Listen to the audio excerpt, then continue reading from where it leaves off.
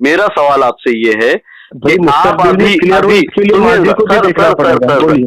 Sir, अभी आप शिवसेना के साथ है, शिवसेना के कोई भी पदाधिकारी औरंगाबाद को औरंगाबाद नहीं कहते, संभाजी नगर कहते। आप लोग वंचित बहुजन आघाड़ी, अब सेंट्रल के फैसले के बाद क्या औरंगाबाद का नाम आप लोग भी हर चीज में संभाजी नगर लेंगे? नहीं है, आज शिवसेना बीजेपी को रोकना चाहती है। आज शिवसेना यहाँ के भारत के मुसलमानों को इंसाफ देना चाहती है। नहीं सर, अब को इंसाफ दिलाना चाहती है। अब सत्ता से हटने के बाद शिवसेना के स्टैंड आया है ना सर, नहीं, जब कि सत्ता वापस में नहीं थी तब भी उनका सत्ता में आने के लिए वो लोग ये बात। हाँ, फारूक अहमद साहब, शाहब यासीन बोल रहा हूँ, महाराष्ट्र न्यूज़। साहब बोलिए। फारूक साहब, आज जो ये नोटिफिकेशन आया है औरंगाबाद के नामकरण को लेके, सेंट्रल गवर्नमेंट ने औरंगाबाद का नाम बदलकर संभाजी नगर कर दी है, तो इस पे आप क्या राय रखते हैं सर? आपका क्या स्टैंड रहेगा? नहीं, क्योंकि कैबिनेट का और महाराष्ट्र असेंबली का डिसीजन हो चुका था, और क्योंकि रियासत में भी जो हुकूमतें हैं बीजेपी की है जी, सेंटर में भी उन्हीं की हुकूमतें होने की वजह से वो तो एक्सपेक्टेड ही था कि वहां से इसको रिजेक्ट नहीं होना है जी। इस पर मुझे लगता है कि अभी आवाम ने, खासतौर से सेक्युलर और कॉन्स्टिट्यूशन में यकीन करने वाले आवाम को मौजूदा डेमोक्रेटिक निजाम को समझना पड़ेगा जी। अगर आपकी नुमाइंदगी, आपकी क़यादतें असेंबली पार्लियामेंट में नहीं रहेगी और आपकी अगर सियासी एजेंडे पे आपकी बेदारी नहीं रहेगी, तो आपके तहफ़्फ़ुज़ का, आपके अक़ीदे के, आपके तहज़ीब के तहफ़्फ़ुज़ के जिम्मेदारी किन पे हम डाल रहे हैं?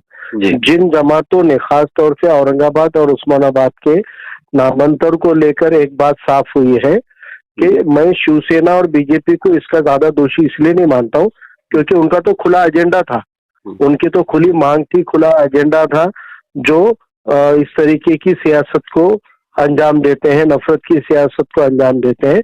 लेकिन हमने इसके मुखालिफ जिन ताकतों को ताकत दी है, जिन ताकतों को हमने सपोर्ट किया है, वो सो कॉल्ड नाम नेहाद सेक्युलर पार्टियों का ये फेल्योर है, क्योंकि इन्होंने खुद इसको तायद की है और उन्होंने उसको बिल को पास कराने में, जबकि उद्धव ठाकरे वाली शिवसेना हुकूमत में थी, वक्त शिवसेना के मिनिस्टर नदारत थे और कांग्रेस एनसीपी के मिनिस्टर्स ने उसको सपोर्ट किया।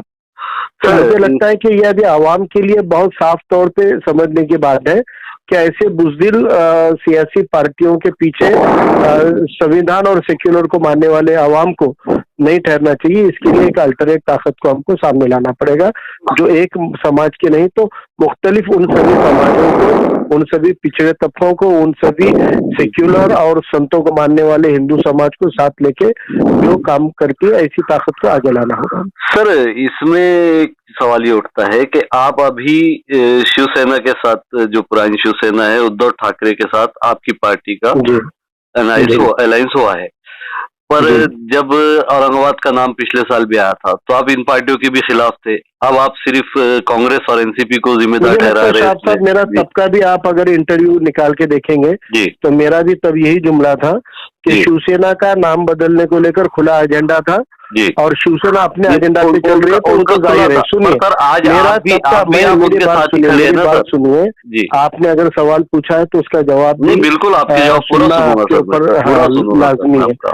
तो पहले सुन लीजिए, मैंने उस वक्त का भी मेरी इंटरव्यू निकाली है, आज का भी इंटरव्यू निकालिए। शिवसेना का खुला एजेंडा था, तब भी हमने कहा था, हमने कांग्रेस एनसीपी को सेक्युलर लोगों ने इसलिए वोट दिया था कि ये सभी तबकात ये अपने तहजीबी वजूद की हिफाजत करें, वो सभी के इसको सिर्फ एक औरंगजेब आलमगीर के नाम की वजह से ये है ऐसा हम मान लेना ठीक नहीं है। ये तो मुसलमानों की हर तारीख को मिटाना चाहते हैं। उस्मानाबाद के नाम से परहेज क्या है, इलाहाबाद के नाम से परहेज क्या है, ये जो एजेंडा है ये हमारे सियासी और हमारे तहजीबी वजूद को खत्म करने की साजिश है और ये सेक्युलर पार्टियों ने हामी भरी थी, इसलिए उसके पीछे आवाम खड़ी हुई थी, लेकिन उन्होंने वोट हमसे लिए और एजेंडा उन्होंने सेना बीजेपी का इम्प्लीमेंट किया। नहीं सर, आप तो दोषी हम थोड़ी किसको मान सकते हैं? आप दोषी किसी को नहीं मान सकते, पर ये फैसला क्यों नहीं मान सकते? कांग्रेस एनसीपी को क्यों नहीं मान सकते? मानिए, बिल्कुल उनका सपोर्ट था, उनको है, उनको भी मैं सवाल करूंगा सर ये चीज में। बिल्कुल मैं जाऊंगा, उनका ही दोष है, भी जवाब लूंगा, उनका ही दोष है। जो पार्टियों ने बाबरी मस्जिद की शहादत के लिए बीड़ा उठाए थे, उनका काम शहादत था, लेकिन जो हुकूमत में सेंटर की थी वो कांग्रेस की सेक्युलर हुकूमत थी, उन्होंने कैसे तोड़ने दिया? तो हम हर बार, देखिए एक बात समझ लीजिए, हम अगर इनको बगल देंगे, इन लोगों को बचाने का काम करेंगे, तो मुस्तकबिल में आपकी रही सही भी आन बान शान को छीनने का ही काम होगा। इसलिए आप इसके ऊपर संजीदगी के साथ में तवज्जो देने वाले कि नहीं देने वाले हैं? मुझे तो एक सियासी कार्यकर्ता होने के नाते मुझे लगता है ये संजीदगी की बात है। पर सर आपकी पार्टी जो उस टाइम पे एनसीपी कांग्रेस आप बता रहे थे उनके सपोर्ट में खड़ी थी, आज आपकी पार्टी भी तो उद्धव ठाकरे साहब हमारी पार्टी कांग्रेस एनसीपी के सपोर्ट में ना कल खड़ी हुई थी, ना इस मौजू पे आज है, ना इंशाल्लाह आगे भी रहेगी। मुद्दा वहां तक पहुंचाने में, सेंट्रल को पहुंचाने में उद्धव ठाकरे जी ने अपने आखिरी दिन ये फैसला देकर इस्तीफा दे दिया। आज आपकी, देखिए मैं एक बात कहता हूँ कि सुनिए, शिवसेना उद्धव ठाकरे की जो उस वक्त में जिस एजेंडा को लेके सियासत कर रही थी उसको तायद देने का काम कांग्रेस एनसीपी ने किया, सरकार बनाने का काम कांग्रेस एनसीपी ने किया। आज की जिस शिवसेना को हमने साथ में लिया है वो शिवसेना का 1 पॉइंट प्रोग्राम ये है, वो बीजेपी के खिलाफ लड़ने वाली, ताकत से लड़ने वाली सियासी जमात के तौर पे हमारे अलायंस में है। दूसरी बात है कि अभी इस वक्त उद्धव ठाकरे ने जिस हिंदुत्व के उनके तजुर्बों के बिना पर उन्होंने कहा है कि बिल्किस बानो की हत्या करने वाले, उनके किरदार की हत्या करने वाले, उनके प्रतिमा की, उनकी इज्जत की, आबरू की हत्या करने वाला मेरा हिंदुत्व नहीं है, तो बिल्किस बानो के ऊपर रेप करने वालों के खिलाफ मेरा हिंदुत्व है। बिल्किस बानो को इंसाफ दिलाने वाला बिल्कुल आपकी बात से मैं एग्री कर रहा हूं। हम सुनिए ना, मेरा सवाल भी नहीं सुन रहे सर पूरा। इसमें सर अभी जो है ये उद्धव साहब के जो खानदान से पूरा आ रहा है, जैसा राज ठाकरे है या फिर पुराने जो भी लीडर्स इनके गुजरे, सभी औरंगाबाद का नाम संभाजी नगर पहले से कर रहे हैं। आज अपना मुद्दा है औरंगाबाद और संभाजी नगर। तो अभी लास्ट टाइम जो उन्होंने उनका नोटिफिकेशन वहां पे सेंट्रल तक पहुंचा के उन्होंने औरंगाबाद का नाम संभाजी नगर करने के लिए कहा था, सेंट्रल ने उन्हीं की बात पर अमर करते हुए फैसला दिया, उन्होंने पास किया। आज आप उनके साथ ये नाम में सुनिए ना, बीजेपी ने उसको और अंजाम पहुंचाया, मंत्रिमंडल के निर्णय में, और बीजेपी ने पहुंचाया, बीजेपी ने असेंबली में निर्णय लिया, वो निर्णय क्यों सेंट्रल गवर्नमेंट ने अप्रूव किया?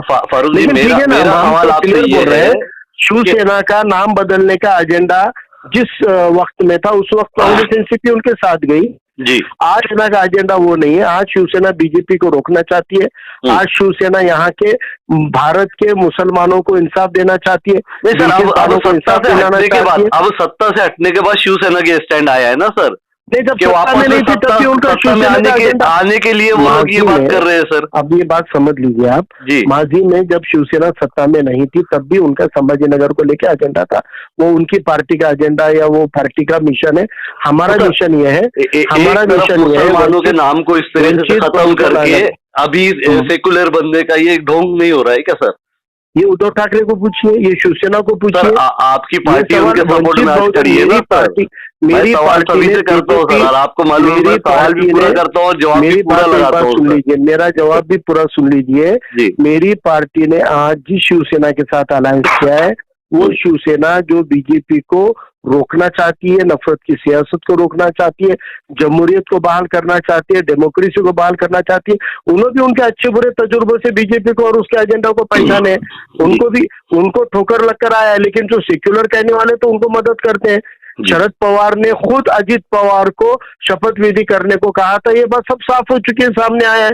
तो फिर ये ऐसे ढोंगी सेक्युलरों से जो खुल के बात कर रहे हैं और आज बीजेपी के खिलाफ खड़े हुए हैं, तो आज ये वक्त की मांग है, ये हिकमत अमली का फर्ज है कि आज उन ताकतों को साथ में लिया जाए जो बीजेपी के जहरीले और नफरत की सियासत को रोकना चाहते हैं।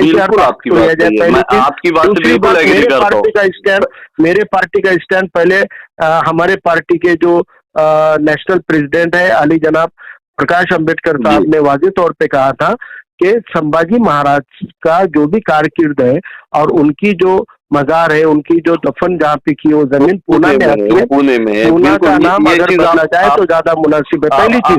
दूसरी चीज, आज भी मेरा पार्टी का स्टैंड तो सुन लो आप जी। वंचित बहुजन आघाड़ी पार्टी की तरफ से मैं आपको ये बात दावे से कहता हूँ कि नाम बदल दिया तो ये नाम बदला हुआ नाम लेने की सख्ती हमको तब तक नहीं है जब तक औरंगाबाद बेंच जो हाईकोर्ट का औरंगाबाद बेंच है उसका नाम जब तक तब्दील नहीं होगा तब तक हमको भी औरंगाबाद को औरंगाबाद बोलने का इख्तियार है और हम इसको औरंगाबाद ही बोलेंगे। आज औरंगाबाद की ये कंडीशन है कि अभी पूरा जश्न मनाया जा रहा है शिवसेना की तरफ से औरंगाबाद। तो ये उनका जश्न मेरी बात पूरी नहीं सुन रहे। मैं कांग्रेस एनसीपी का सपोर्टर नहीं हूँ सर, मैं पत्रकार हूँ, मैं हर जगह न्यूट्रल रहता हूँ। तुम रहो या मत रहो, लेकिन सेक्युलर वोटरों ने मेजोरिटी वोटरों ने उस पर जिम्मेदारी डाली थी ना, इससे नकारा नहीं जा सकता। ये जनता क्या बोलते हैं सर, इलेक्शन के टाइम पे सब चीज क्लियर हो जाएगी। मेरा सवाल आपसे ये है कि आप अभी आप शिवसेना के साथ है, शिवसेना के कोई भी पदाधिकारी औरंगाबाद को औरंगाबाद नहीं कहते, संभाजी नगर कहते। आप लोग वंचित बहुजन आघाड़ी अब सेंट्रल के फैसले के बाद क्या औरंगाबाद का नाम आप लोग भी हर चीज में संभाजी नगर लेंगे? देखिए अभी मैंने आपको क्लियर कट कहा है, मैं अपनी बात ये हो गया तो वो भी फैसला हो जाएगा। मैं आपको ये कह रहा हूँ कि पार्टी का जो भी स्टैंड है तफसील के साथ में इंशाल्लाह कल प्रेस नोट तो निकलेगी, लेकिन अभी मैं आपको ये बता रहा हूँ कि हम एक बाशिंदे भी हैं जी, हम एक कार्यकर्ता है, हम यहाँ के नागरिक भी है और मैं यहाँ का औरंगाबाद का महाराष्ट्र का एक नागरिक होने के नाते, खासतौर से मराठवाड़ा का नागरिक होने के नाते ये बात आपको कह रहा हूँ कि जब तक अदालत की प्रक्रिया औरंगाबाद से ये नाम से चल रही है तब तक मुझे औरंगाबाद का नाम औरंगाबाद लेने से कोई ताकत नहीं रोक सकती। बिल्कुल नहीं रोक सकती सर, पर आगे सर ये चीज आज इतनी बड़ी हो गई है सर, ये बहुत बड़ा फैसला है, तो इसके आगे भी सर औरंगाबाद बेंच का भी नाम चेंज हो गई ना सर। भी फैसला है ना, इससे पहले सर हम देख चुके हैं ये चीज सर, यूपी में नाम चेंज हुए हैं, सभी जगह नाम चेंज हुए सर, उसमें भी कई लोग हाई कोर्ट गए, सुप्रीम कोर्ट गए, पर फैसले नहीं बदले है ना सर। तो जिन हालात में ये फैसले बदले जा रहे हैं ना, हालात को बदलना पड़ेगा, फैसले नहीं बदलेंगे, जिन हालात को बदलना पड़ेगा, जिन हालात में ये ताकतें उरूज में आ रही है, जिन हालात में फैसले बदल रहे हैं, जिन हालात में अदालतें भी पार्शियल हो रही है, अदालतों के भी तवक्को के मुताबिक इंसाफ के फैसले नहीं आ रहे, तो ये अदालत बदलने से नहीं होगा, हालात बदलना होगा। और ये जमहूरियत के हालात बदलता है सियासत, और सियासत से अच्छे लोगों को जो दूरी बनाए बैठे उनको सियासत में आना पड़ेगा और साफ सुथरी सियासत करनी होगी, आवाम के और संविधान के हक में सियासत करनी होगी। इसलिए हमको एक नए नजरिए से समझना पड़ेगा कि ये निजाम क्या है, ये राजेशाही बादशाही नहीं रही अब जमहूरियत का निजाम है जहां अवामी नुमाइंदे हुकूमत चलाते हैं, आवाम को अच्छे नुमाइंदे चुनकर देने पड़ेंगे और अच्छे नुमाइंदों की ताकत बढ़ानी पड़ेगी। इक्का दुक्का के बजाय अगर आवाम पूरी ऐसी ताकतों के साथ जाती है जो ऐसे मजलूम इसमें रह चुके हैं, नामांतर के लिए डॉक्टर बाबा साहब अम्बेडकर की जहाँ पे बहुत बड़ी तालीमी एक इनकलाब जहाँ पे औरंगाबाद की जमीन पर आया था, वहाँ के यूनिवर्सिटी को डॉक्टर बाबा साहब का नाम मांगने के लिए वहाँ पे समाज को और जितने लोग बाबा साहब के नाम के हक में थे उसमें मुसलमान भी शहीद होने वालों में थे, तो ये लोगों को कितना बड़ा स्ट्रगल करना पड़ा अपने वजूद के लिए, एक ऐसे संघर्ष के लिए तैयार होना पड़ेगा हमको और सियासी तौर पर मुत्तहिद होना पड़ेगा। आज अम्बेडकरवादी समाज एकजुट हो चुका है, आज जरूरत है उसको सभी तमाम माइनॉरिटी तबकात को और सभी छोटे छोटे तबकात को एकजुट होकर अम्बेडकरवादी समाज के साथ खड़े हो, उनको साथ में ले और एक बड़ी ताकत बने।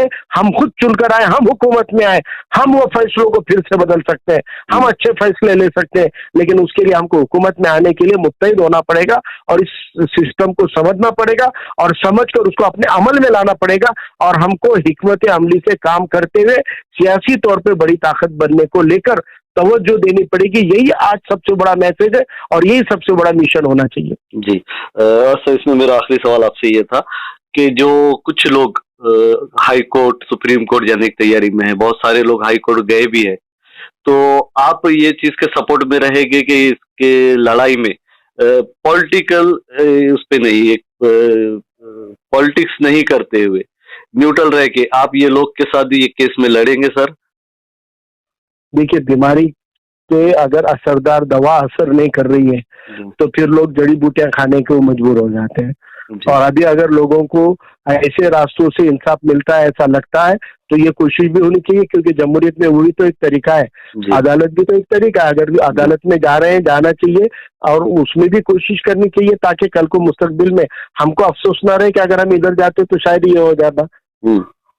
तो मैं उसको गलत नहीं मानता हूँ, वो भी कोशिश होनी चाहिए। आपकी पार्टी भी सर इसमें कुछ सपोर्ट में रहेगी? ये लोग हमने इनके सपोर्ट, हमारे पार्टी के कई लोगों को हमने ये जिम्मेदारी सौंपी हुई है और उसकी प्रोसीजर भी चालू है और शायद उसमें सबमिट भी किया है हमारे कुछ साथियों ने। जी, बहुत शुक्रिया साहब हमको वक्त देने के लिए। जज़ाकल्लाह। अल्लाह हाफ़िज़।